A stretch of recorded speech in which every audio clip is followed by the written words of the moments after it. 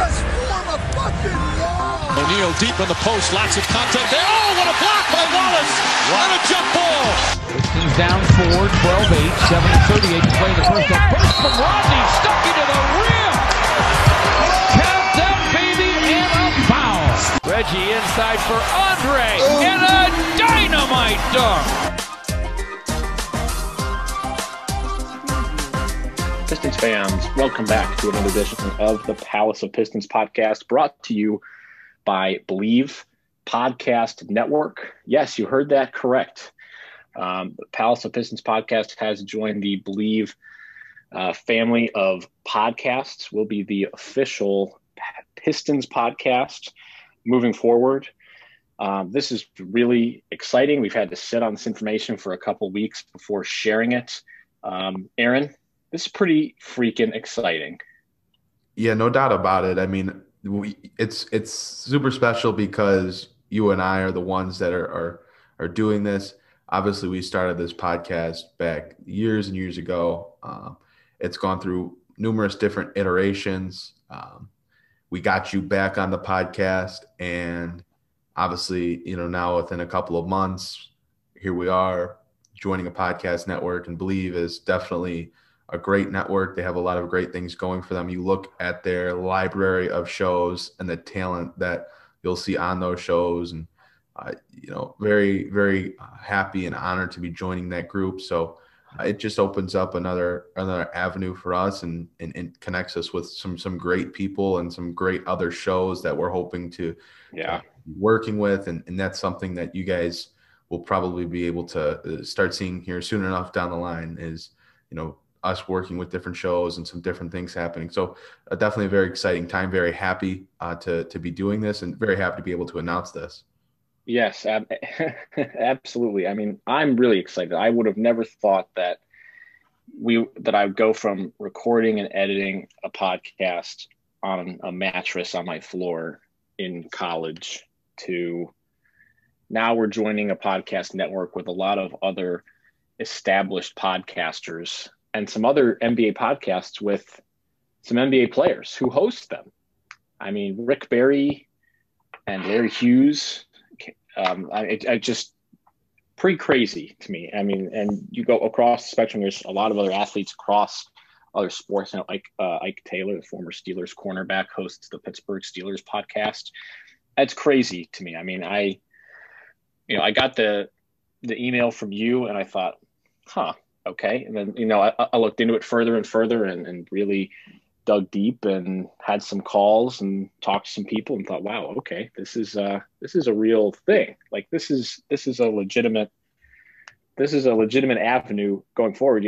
I just never thought that I'd get to this point.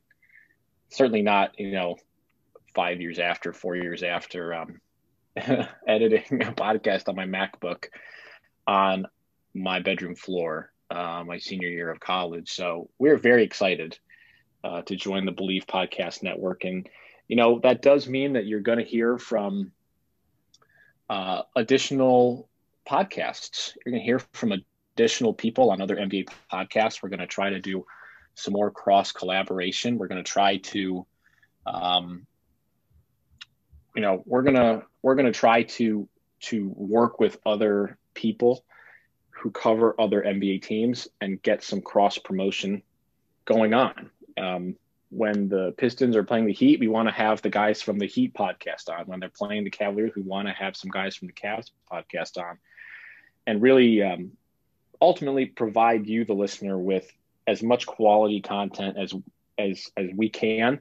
I know that listening to us all the time, I mean, it's just got to be the best thing ever, right? I can't think of anything better than to listen to us talk about the Pistons constantly, but bring on some other voices, some other people, I think will be really, really cool. And we're really excited. We think it'll be a great opportunity. And I mean, ultimately, they would not have reached out to us had it not been for you, the listener, doing this. This is really on you all, and we would not be here without that. So we thank you, the listener, for sure, for helping us get to this point. And we hope that we can continue providing that good quality content that we know that we can. So aside from all that sappiness, Let's get right into it. The Pistons, interested in, Brooklyn Nets guard Spencer Dinwiddie. A report from Ian Begley says that the Pistons are interested in Brooklyn Nets guard Spencer Dinwiddie. And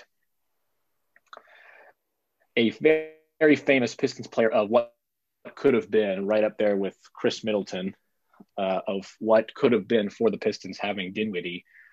There's a lot of teams interested in Spencer Dinwiddie, first off. And the Pistons being interested does make some sense, other than the fact that he was on the team before. He does fit a need for them at shooting guard.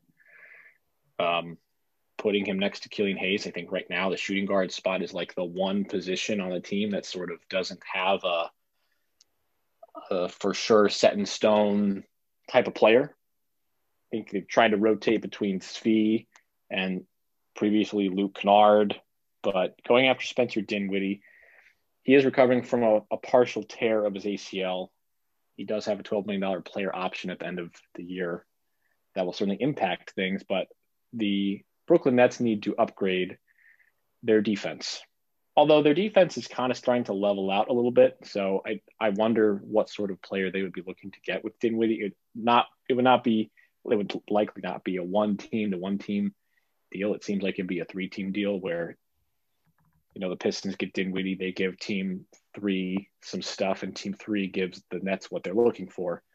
Aaron, what are your thoughts on the Pistons being supposedly a buyer now at the trading deadline by going after Spencer Dinwiddie? Well, first off, I think it's almost like it's an obligatory time of year where the Pistons are interested in Spencer Dinwiddie. I just feel like we hear this story every single year, which is it's just so funny because he literally could/should still be on the team. Had Stan Van Gundy not traded him for some dude in Australia that never made it back to America after his one season with the Bulls and Cameron Bairstow. So if you remember that trade like I do, good for you. I don't need to know. Get rid of that trade in your brain also. You need to fill that with anything else. It's locked in. It's not going anywhere. It's not. But it's interesting for sure because, as you mentioned, the shooting guard spot is really the only position that Detroit doesn't have a long-term, potential piece at moving forward. Obviously, with the draft coming up, there's hope that you land a player like Cade Cunningham or perhaps Jalen Suggs, 2 guys that could play the 2-guard spot. But as of now, there is no guy that is your potential shooting guard moving forward. I think Svi, I think even the Pistons have kind of come to the terms of, Svi might be your backup wing for you off the bench, but I just think his ceiling is pretty capped. It's something we've talked about before. His ceiling is, there you can see the ceiling with him. But Dinwiddie would be a guy that averaged, 20 points per game last season when he was healthy. Averaged 20 points, 6 assists, shot the 3 ball. He's become a pretty reliable 3-point shooter. Definitely the concern would be the ACL tear. But he is someone that is rehabbing incredibly hard. He's, definitely working to come back this season, albeit that is highly unlikely. He himself has not ruled that out, but it is very unlikely that he would be able to play this year. So, you're taking likely a chance on a guy that would not have been playing for about a year, or 8 months or so, whatever it is. And he's got a $12 million option that I'm fairly certain Spencer will decline, and he will want to test the market, or he will, if he gets traded, it may be something where he wants to be traded to a team that he will sign an extension with, or maybe that is something that, the team trading for him is going to be looking for. Because as of right now, I don't think Brooklyn has a ton of leverage with him. One thing that kind of crossed my mind is, are the Nets interested in a guy like Mason Plumlee? That trade in a 1-for-1 type swap would work out. Brooklyn did trade Jarrett Allen to your Cleveland Cavaliers, Mike. And Whoa. Outside of DeAndre Jordan, their only true center option is a guy like Nicholas Claxton, although they have been using Jeff Green at the center spot in some smaller lineups. And, that is probably a look that they'll be, using a bit in the playoffs as well. But I could see it. I could see a team like Brooklyn, getting, if they want to move off of Dinwiddie, maybe getting Mason Plumlee makes sense. But the only problem with that is he's locked in for 3 years. The rest of this year and 2 years after at about $8 million per. So do you want that kind of long-term money? Which for a team like Brooklyn, where they really don't have that kind of money, it gets tough, because that's probably half the reason that they would be willing to trade Spencer Dinwiddie anyway, is because they'll have him and they'll have Bruce Brown, who looks like he's becoming a legitimate piece for them that they're going to have to make contract decisions on. And with already, $100 million plus tied up in Kyrie Irving, Kevin Durant, and James Harden, you got Joe Harris at $16 million a year. You got DeAndre Jordan at just over $10 million per year. So they really don't have cap flexibility. So I guess if they were willing to take on the Plumlee money, which is less per but has an extra year, assuming Dinwiddie would accept his player offer in that case, it would have an extra year, Plumlee's contract would. But it's about $3 million, $4 million less per annually.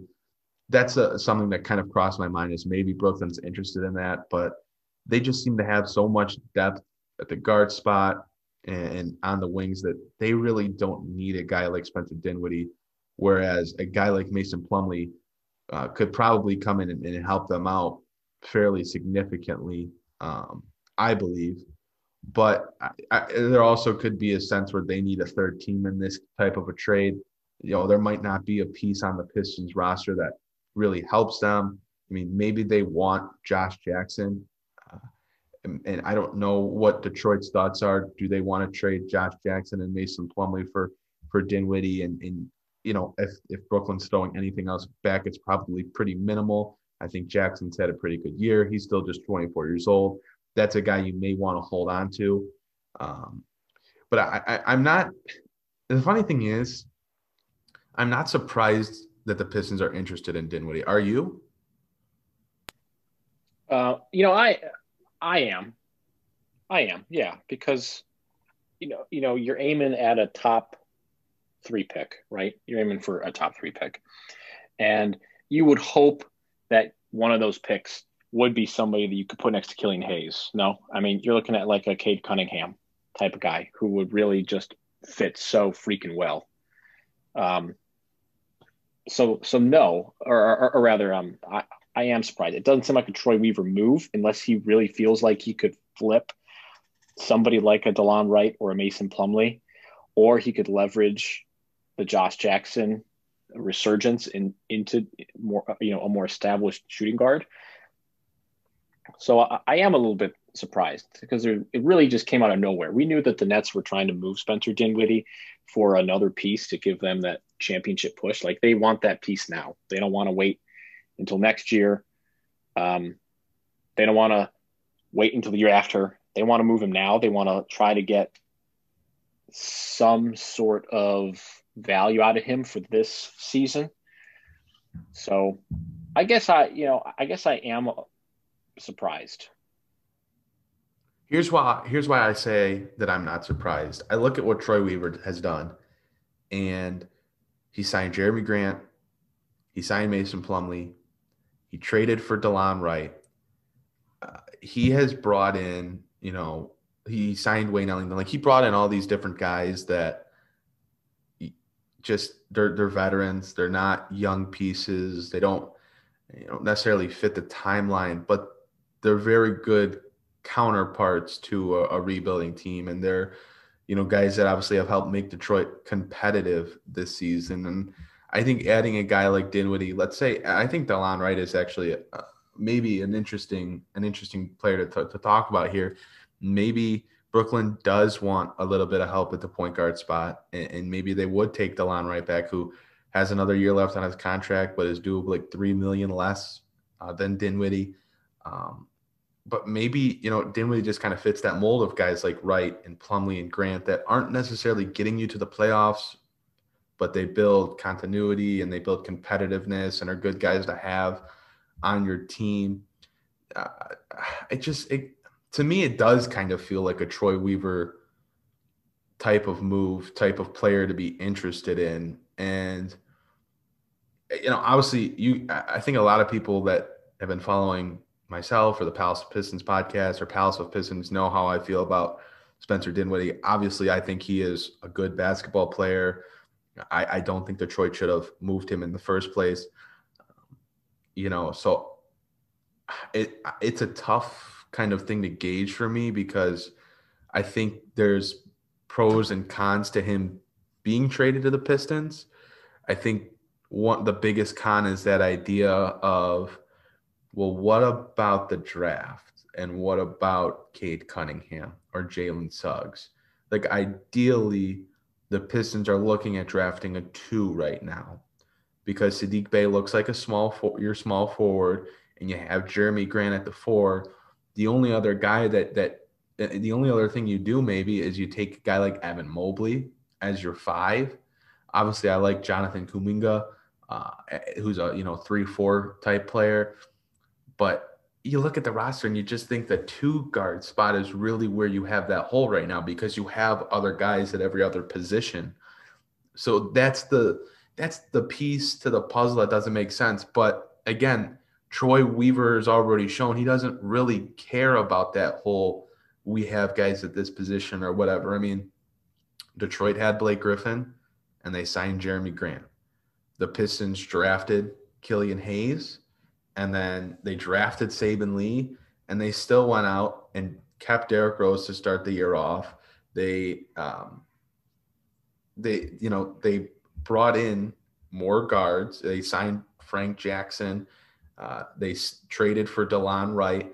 So they've filled their roster out with guys not really caring about what position they play. And yes, it's created log jams, but at the same time, that's just kind of where I see, okay, this makes sense that Weaver would be interested in Dinwiddie. The Pistons are interested in him every year, and albeit that Dinwiddie maybe slides into your 2-guard spot, and that's where you're probably drafting a piece at, it still makes sense from the standpoint of Troy Weaver likes to go get guys that are going to compete, even if they're not guys that elevate you to an automatic playoff level team. Do we know what the cap is going to be next year? Did they announce it yet? I don't think so. Maybe we just sound like complete idiots right now, but I'm pulling up the Nets payroll, and maybe the Pistons saw what the Cavs did with Jared Allen, basically stealing him for almost nothing to clear some space to go get James Harden, and trying to do the same thing with Spencer Dinwiddie, who, like you said, has a player option, and then he's an unrestricted free agent.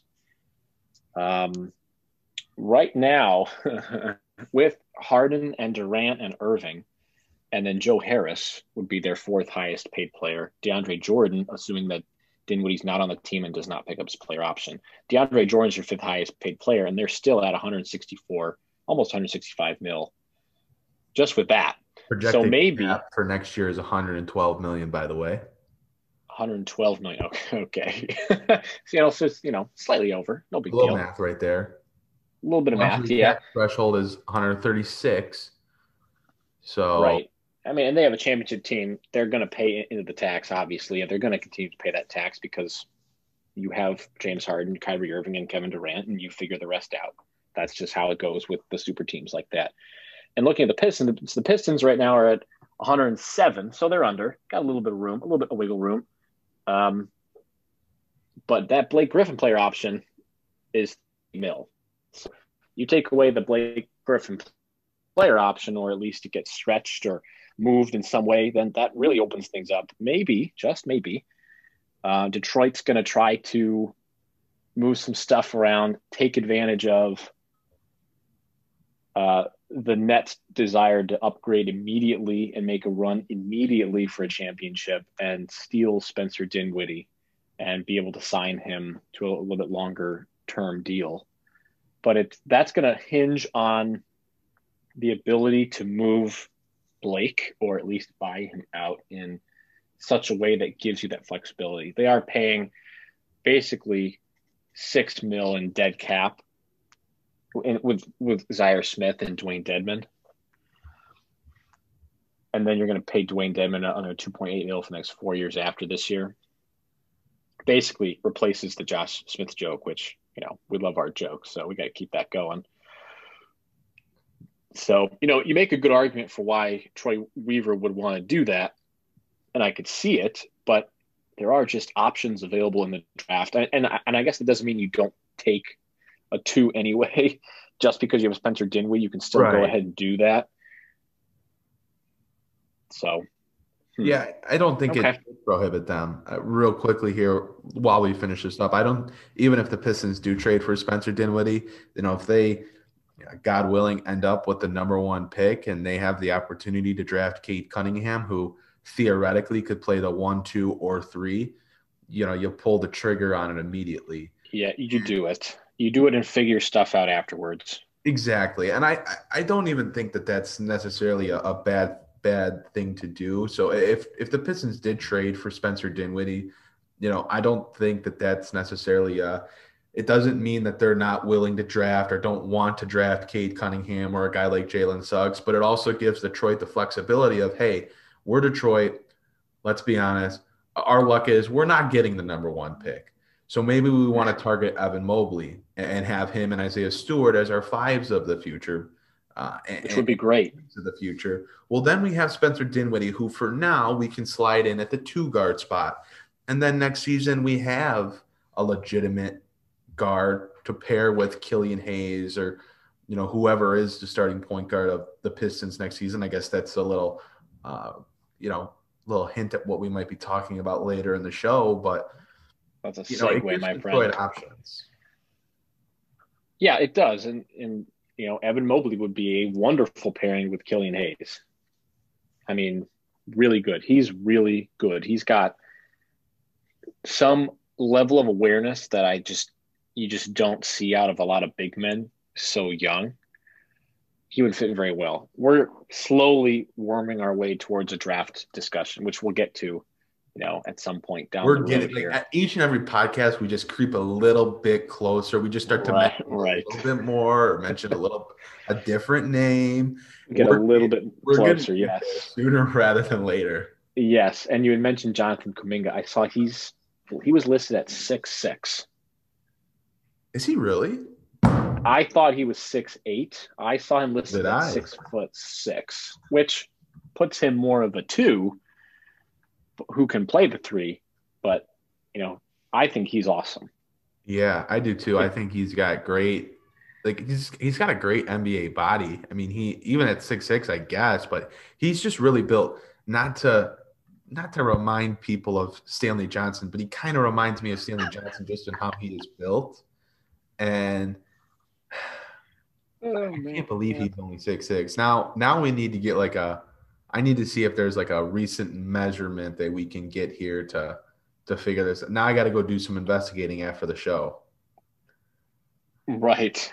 Well, we have to do our draft homework, which is something I've really been putting off for a long time. It's been the definition of procrastination because watching college basketball is just not the easiest thing in the world to do because you go from the NBA to college and you're like, oh man, these offenses are bad. There is a lot of zone on defense.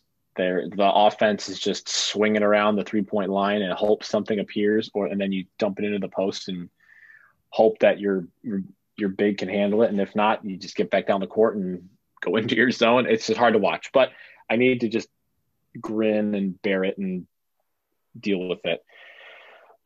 Okay, enough draft talk. Let's move on to our next topic, which is the point guard position, which you mentioned earlier with Killian Hayes and with Delon Wright both out.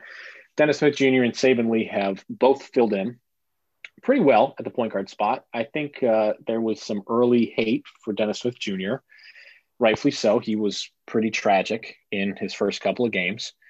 But as of late, started to play a little bit better, started to be at least competent. He's averaging 7.8 points, 3.3 assists in those games. He's shooting just a hair under 40% from the floor, which is not very good. He's shooting 32% from 3, which is better than he shot previously. So we'll consider that marked improvement. And then Saben Lee, the rookie, he's got 6.2 points per game, just under 2 assists. Much better from three, 66% from three, and 54% rounding up from the floor in total. So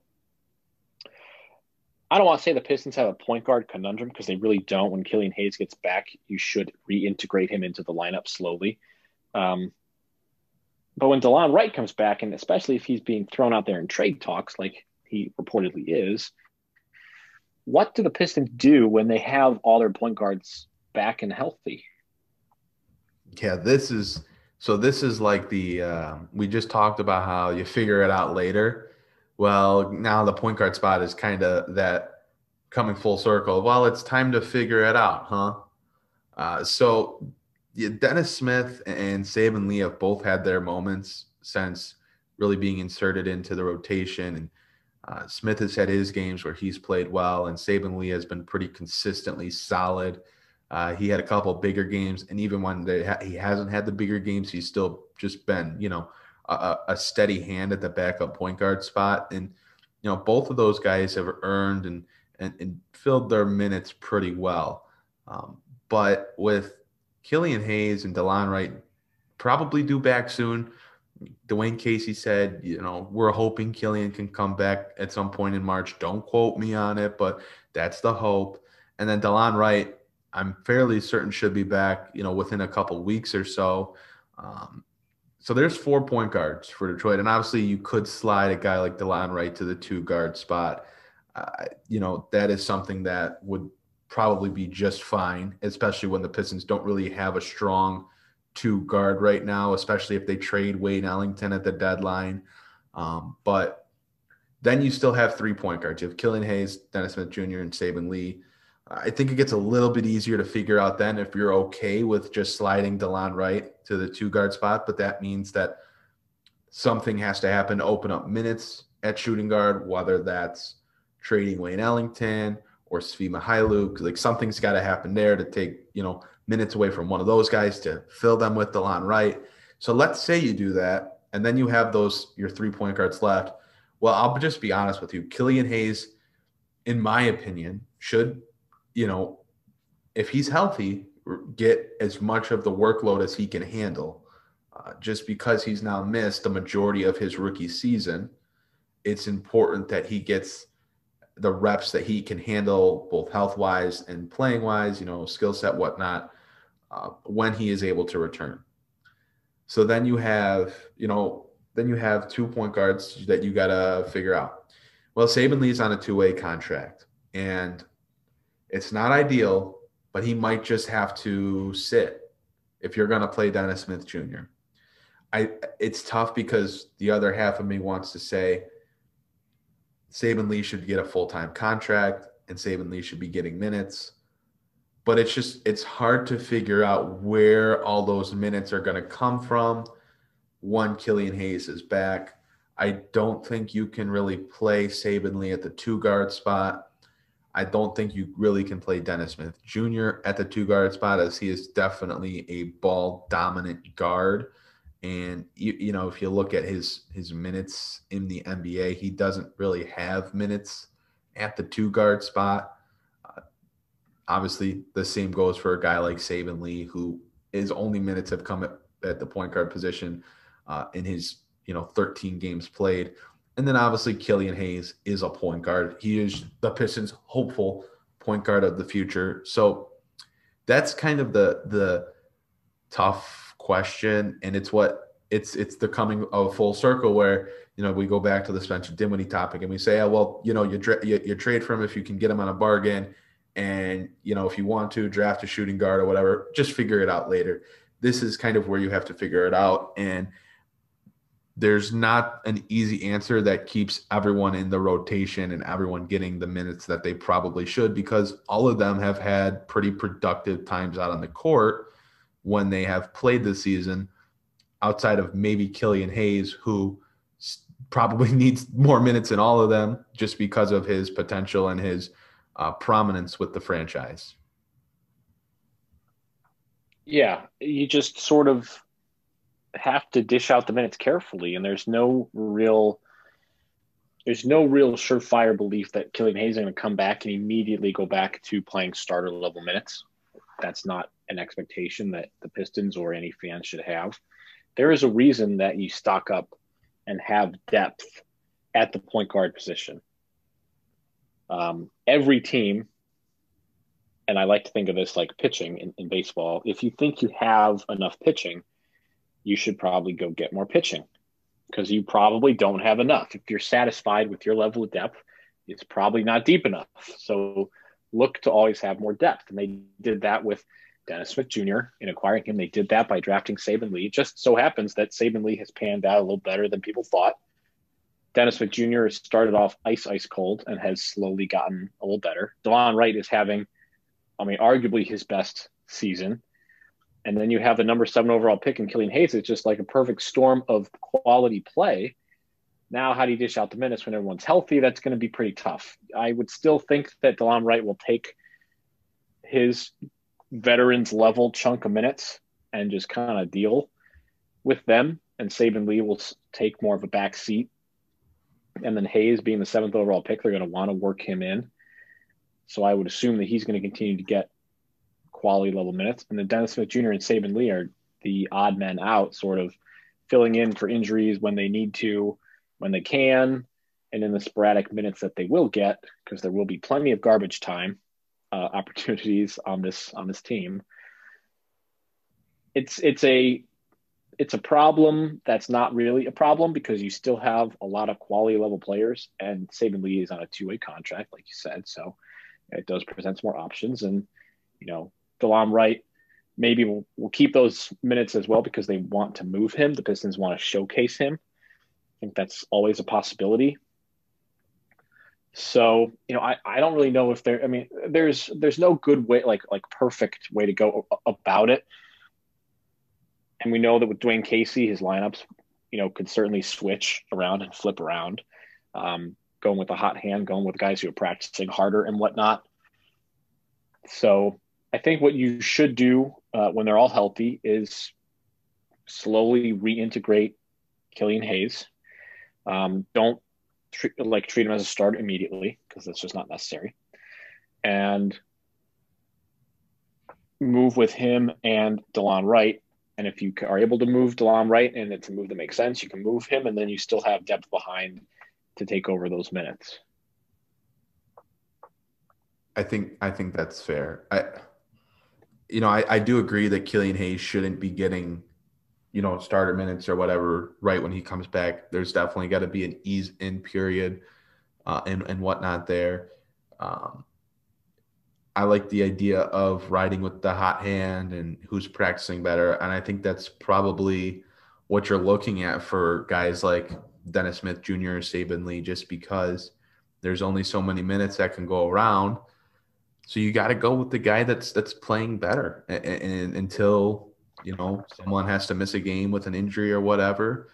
That's kind of what you have to do, I think. And, again, this is not a bad position to be in if you're the Pistons whatsoever. You'd much rather be in this position than not have a point guard. So it's going to be a little bit of time anyways until Wright and Hayes are ready to return. Hopefully it's soon.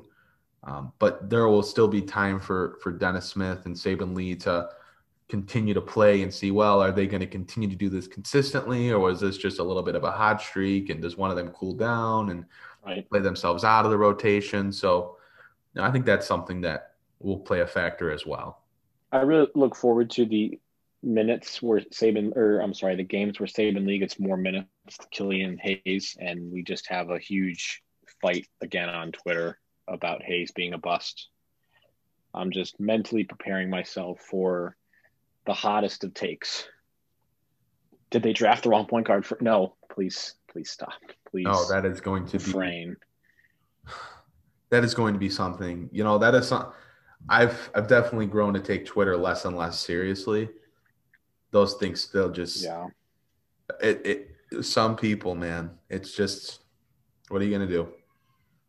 Yeah, really. I mean, I like to think back when I think about point guard depth. I think about the 2017 Cavs that just refused, the 2017-18 Cavs, mind you, that just refused to really do enough to replace Kyrie Irving, and the best point guard the Cavs had that year would have been Jose Calderon. And I don't really think it was particularly close between Derrick Rose going MIA and George Hill being not good at all / missing the free throw in the finals.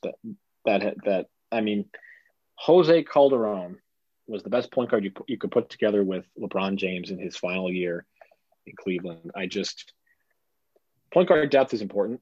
Please take it very, very seriously. And the Pistons have. That's a good thing that they've done. They've insulated right now the most important position in basketball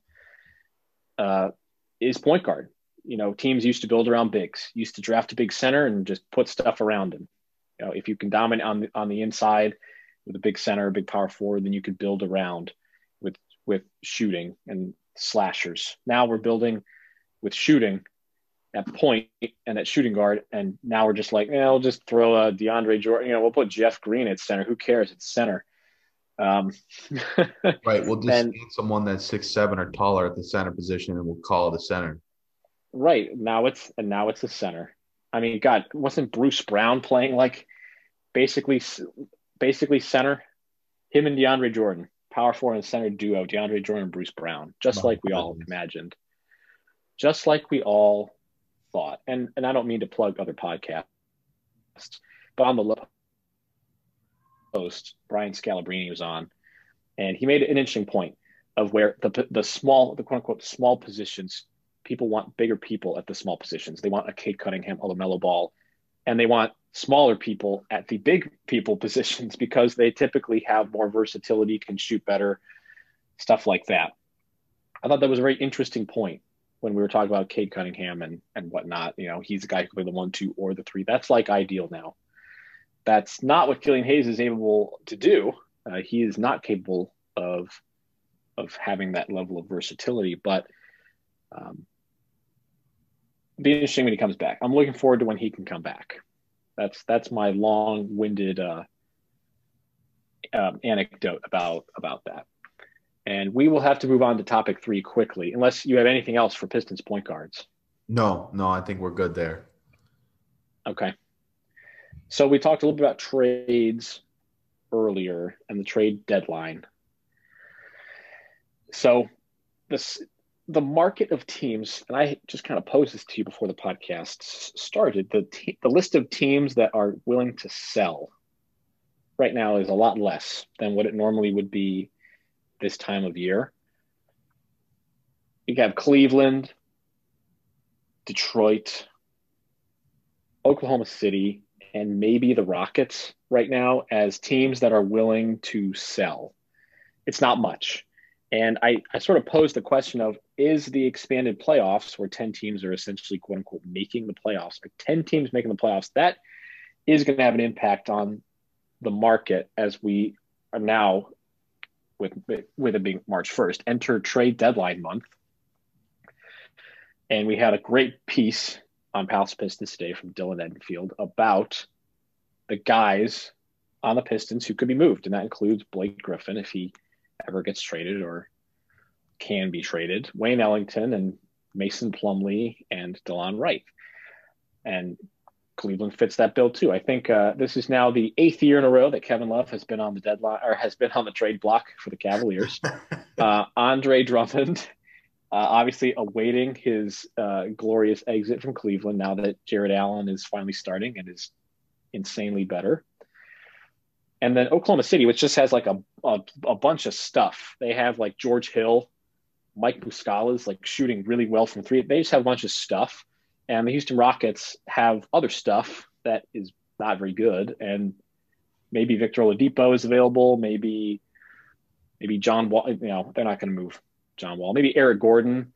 So they have just like remnants of the previous playoff teams that they're trying to move. How is this smaller market, and really a seller's market, going to impact how the Pistons are able to trade? Like, do you think that the expanded playoffs actually make it easier for Detroit to sell off, trade away some of their veterans? Because I definitely think it does. Yeah, I think it does exactly that. I think, especially a guy like Wayne Ellington, how many teams at the trade deadline every year are looking for shooting, are looking for wing depth. And every year there's probably 8 to 10 teams willing to trade those type of players or players in general. Right now there's 3, maybe 4. And a guy like Wayne Ellington just becomes that much more valuable to a team trying to find an extra piece, trying to find shooting, trying to find depth at a time where, this is your last real opportunity outside of a buyout market type of situation where you can do that. So I think it adds value to all of Detroit's trade assets in Ellington, Delon, Wright, Mason Plumlee, if that's a player that Detroit is, looking or willing to move. There should just be more suitors for them rather than sellers. It's going to be a seller's market. It certainly seems like it's adding up to be, and that's a really good position for Detroit to be in.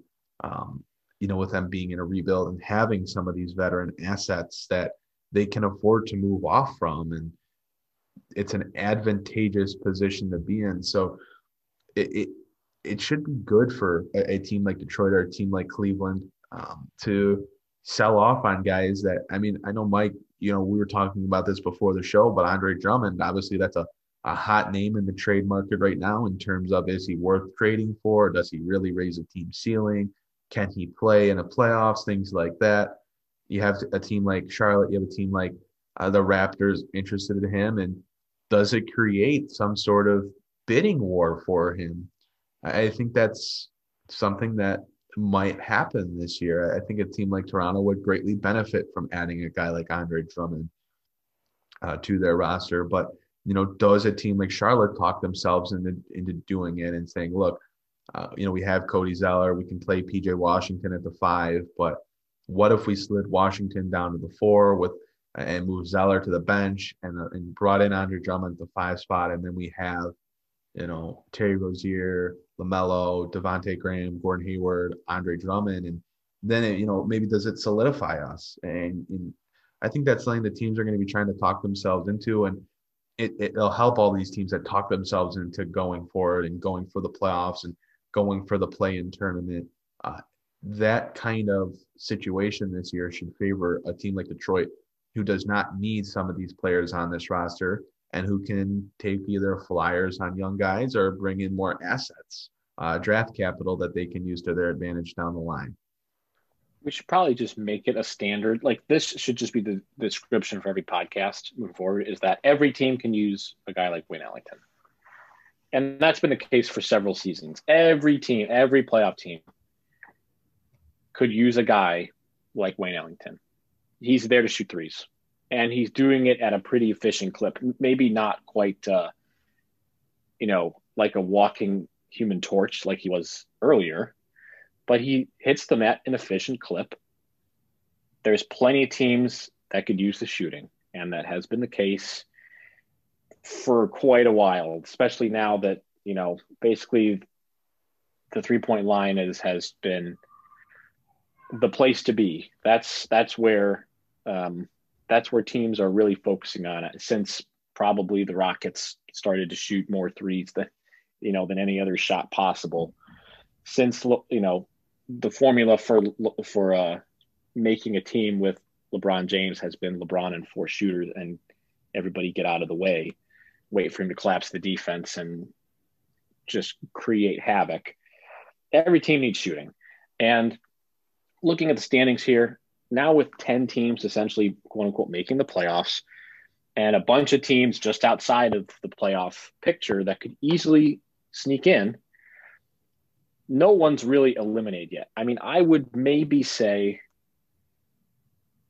Detroit might be the only team that is not in the playoff picture. Detroit and Minnesota are both just kind of out. And the Pistons are only, I say only, they're only like 7 games out. Given the roster that they have, they're probably out of it. Minnesota is freaking horrible. They're 7-28. They are terrible. They've lost 8 straight. Houston's probably out of it too. They're terrible too. They've lost 11 straight after getting the doors blown off of them by Memphis, just getting smashed by the Grizzlies. But a team, I mean, that's a good example. A team like Memphis that is young, that really doesn't have any need to win right now. They're not in win now mode. They're just kind of looking at all the great draft picks they've made, from Desmond Bane to Ja Morant to Jaren Jackson to Dylan Brooks to, all these great moves. And they are 10th. They're a playoff team right now if the season were to end. The New Orleans Pelicans are they're 2.5 games behind them. They are also not a team that's in win now mode. They're sitting there looking pretty with Zion Williamson and Lonzo Ball's resurgence. And, they don't really have any need to make a trade. They could sit tight and see how the season goes and reevaluate things next offseason, but they're right there. Even the Oklahoma City Thunder, who try so hard to tank, but they just can't do it. They just are too good. They just make too good of moves. Whether it's Chris Paul or now Shai Gilgeous-Alexander turning into one of the most efficient point guards in the entire league. They just can't do it. I mean, even the Kings are just 4 games out, and they are the perennial punching bag. So all these, and the Kings are 13th. The 13th team in the Western Conference would normally not be looking to make a move, but guess what? They can make a move and they could still sneak in with the expanded playoffs. The Hawks are 14-10. The Wizards are 13-19 after winning all these games in a row.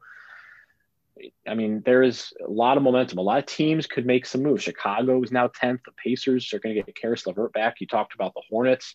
They could be aggressive. There's just a lot of teams that could make different moves. And, the Cavs and Pistons being sellers, it gives them a little bit of an advantage. Andre Drummond gives nobody an advantage, is what I've learned. Just in general, everything about him, just from the contract to the way he plays, just doesn't give an advantage. But I think it'll be a very interesting deadline. I think I'm cautiously optimistic that it could be hectic.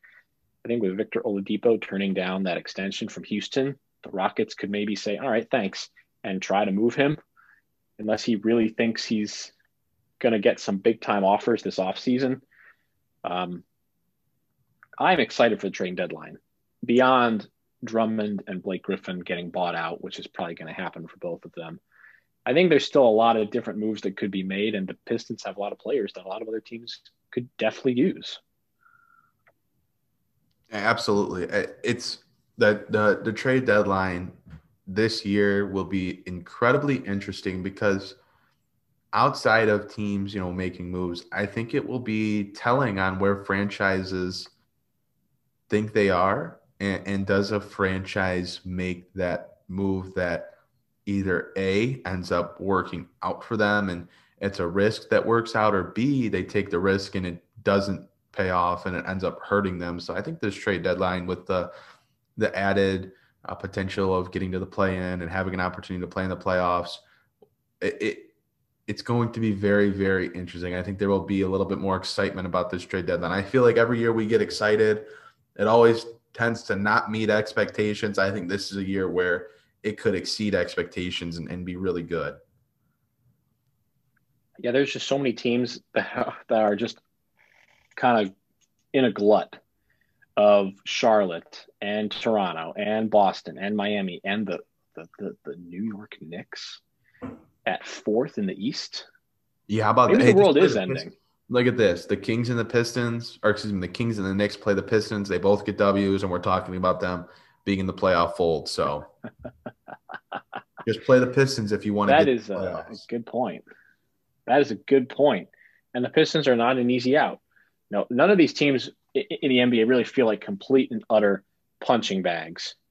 Even 7-28 Minnesota has the personnel to just run up the score. If you go in there and you're playing the Timberwolves and you're not hitting your shots and just kind of being lazy, thinking up 7-28, and this goes for a lot of teams, but you have Cat and right now, not D'Angelo Russell, but Anthony Edwards, that team could run up the score on you if you're not being careful. And now they don't have Ryan Saunders anymore.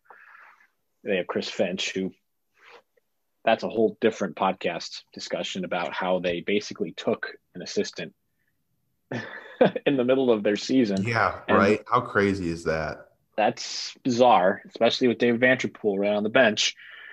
Still did anyway.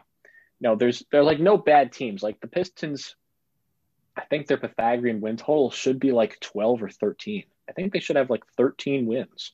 They have 9, so the tanking is working. But there's like no bad teams, which is really interesting to me. But I too am excited for the deadline. Could be a lot of shifting pieces between Drummond and Blake Griffin and getting guys help. I mean, the Celtics need to make a move. We should just end up doing a whole trade deadline podcast. I think it's bound to happen at some point. Yeah, I think it's inevitable too. Well, that's all the topics that we have, Aaron. Do you have anything else for the good of the order here for the Pistons moving forward? Fresh off of a Knicks defeat, I believe. Yeah, fresh off of a little classic beatdown by the Knicks. No, I mean, it's hopefully guys get back in the fold for Detroit. I know everyone is antsy about seeing Killian Hayes return to the court, and the quotes from Dwayne Casey about Killian Hayes and how he's made changes to his diet and how he's hoping he can be back this month. And then Killian's posting pictures on Instagram of him back on the court. So everyone's getting antsy about that, for their sake. Hopefully it's sooner rather than later. And that'll give us another element to talk about, as it seems like we're always finding different things to discuss here on the podcast. Yes, absolutely. And hopefully in the coming weeks, we'll have some trade talk. That's always good to talk about. And then eventually it'll just swing right into draft talk. And then the lottery will be here before we know it. Yeah, Troy Weaver's making at least one trade at the deadline. We're gonna have to get some prop bets going like that when the trade deadline gets a little closer. There's no way the Pistons are silent when the trade deadline rolls around. Troy Weaver has been silent for a while. He's got to be like, his skin's just got to be crawling. He's got to. It's been like make some sort of a move. Troy Weaver has made a trade, so like he's like just in his office right now. Like he's got like 6 different trade options pulled up. He's trying to figure out which one he can get more out of. Like he's dying to make a move right now, and it's just like it's eventually gonna happen. Yeah, he's getting antsy. He's getting, and you know what? We are also getting antsy. We want something else to talk about. We like talking about trades. We like talking about trades. Well, that is another edition of Palace of Pistons Podcast. Again, part of the Believe Podcast Network. We're very happy to be a part of this great team with a lot of really great podcasts. We're very excited to be joining this network, and we really hope that you will stick around and be listening to us, and then check out some of the other NBA podcasts. And in the near future, maybe you'll be seeing somebody from some of these other podcasts, some of these other NBA podcasts. Come and talk about a little bit of cross-cutting NBA talk with some other teams. So, and again, most importantly, thank you to all of the listeners for making this possible. We're really, really excited to be able to have this opportunity. So, for Aaron Johnson, my name is Mike Anguilano. Thank you very much for listening to the Palace of Pistons Podcast presented by Believe. Thank you very much.